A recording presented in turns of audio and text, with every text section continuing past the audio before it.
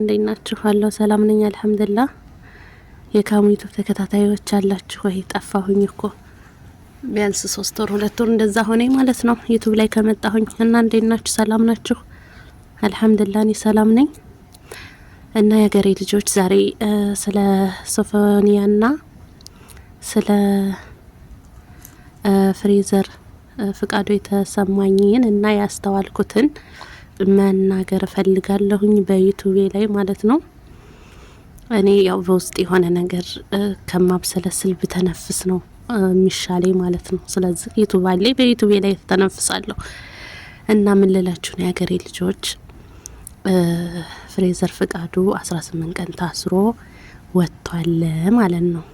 እና በጣም ነው የገረመኝ። በእርግጥ ራሴ እጅን ሰጥቼ ነው ያለው ነገር ስላሰጋኝ ነው ብሏል። ግን 18 ቀንም መታሰር በጣም ይበዛበታል ማለት ነው በእኔ አመለካከት። እና ቆይ ያኛው ሰውዬ ለምን ተደበቀ? ሀታ ራሱ መደበቁ ራሱ ወንጀሉን በይፋ ያው ያሳያል ማለት ነው። ንጹህ የሆነ ሰው ደግሞ አሁን ለምሳሌ ፍሬዘር ምንም ነገር የለብኝም ንጹህ ነኝ ከሚባለው ነገር ንጹህ ነኝ። ግን ንጹህ ያልሆነ ሰው ደግሞ በስልክ አውርቶኝ ምናምን እያለ ነው ማለት ነው ያለው። እና ፍሬዘር ለማንኛውም ንጹህ ስለሆነ ፊት ለፊት ነው ነገሮችን እየተጋፈጠ ያለው ማለት ነው። ያኛው ግን ፊሸይ የሆነ ችግር አለ ማለት ነው። የሆነ ችግር ስላለ እስካሁን የት እንዳለ አይታወቅም ማለት ነው። ያው ጸበል ነኝ ይላል አሉ እንደሰማነው ከሆነ ጸበል ነኝ እያለ ነው።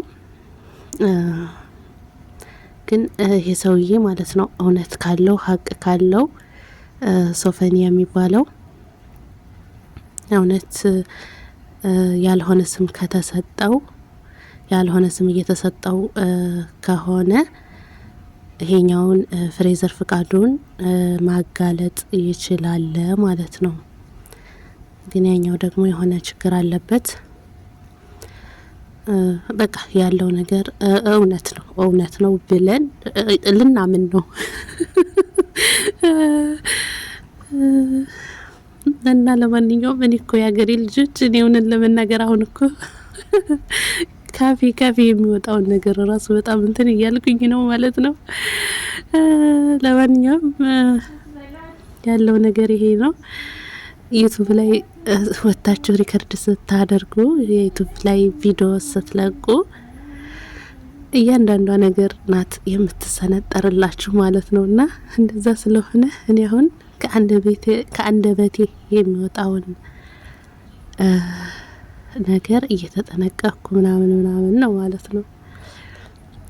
እና ለማንኛውም የሀገሬ ልጆች ከነዚህ አይነት መጥፎ ሰዎች አላህ ይጠብቀን። አውዙ ቢላሂ ሚነ ሸይጣን ረጅም። ሲጀመርም በጣም ያስጠላል እንደዚህ አይነት ነገር። አላህ ይጠብቀን። ራሳችሁን ጠብቁ፣ ወንዶችም ሴቶችም ራሳችሁን ጠብቁ። ማለት ያለንበት ሁኔታ በጣም እንትን ይላል ማለት ነው። እና ለማንኛውም እንደዛ ነው እላችኋለሁኝ። ዩቲዩቤን ሰብስክራይብ እያደረጋችሁ አበረታቱኝ እንዳልጠፋ ማለት ነው። ሰብስክራይብ አድርጉኝ። እስኪ ሰብስክራይብ ማን እንዳደረገኝ ይደርሰኛል ማለት ነው። ማን ስል ያኔ ማንነታቸው አይታወቅም፣ ግን ስንት ሰው እንዳደረገኝ ይታየኛል ማለት ነው። በሰብስክራይብ ተቀበሉኝ። ከ3 ወር በኋላ ነው ወደ ዩቲዩብ የመጣሁት ማለት ነው።